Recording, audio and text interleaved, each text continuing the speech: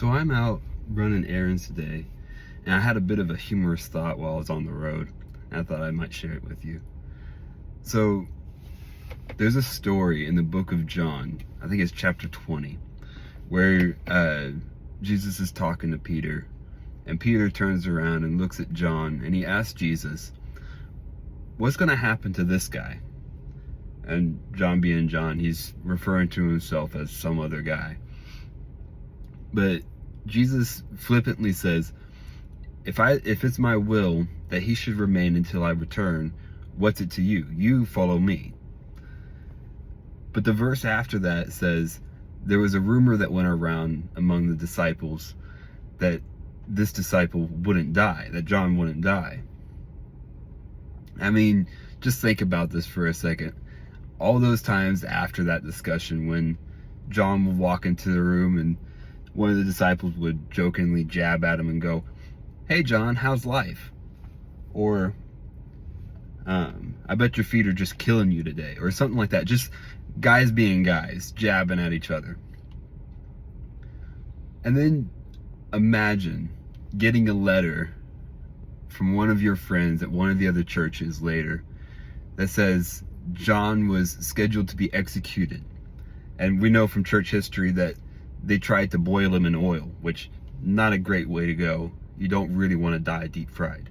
But imagine the look on everyone's faces after all of these jabs, after all of these jokes, after all of the rumors, when they couldn't kill him.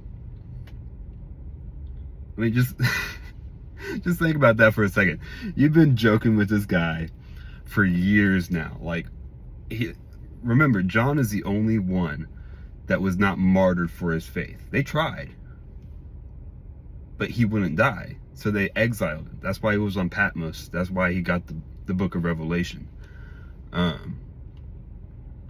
just think about that for a second. How would you feel if you joked about this guy not being able to die for years on end, probably 10, 20, 30 years, and all of the other friends died?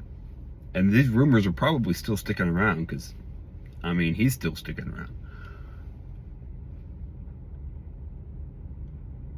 And then they tried to kill him, and they couldn't. I don't really have a point to this. I'm just think about that for a second. Like, we say that in Jesus we have eternal life.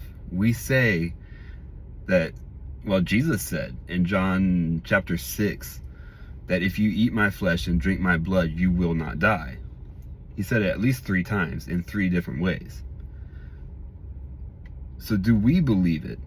I mean, the disciples didn't believe it. They just liked the rumor. Even John didn't believe it, because the verse after he says the thing about the rumor, he says, now what Jesus actually said was, what if it's my will? Like, what is it to you?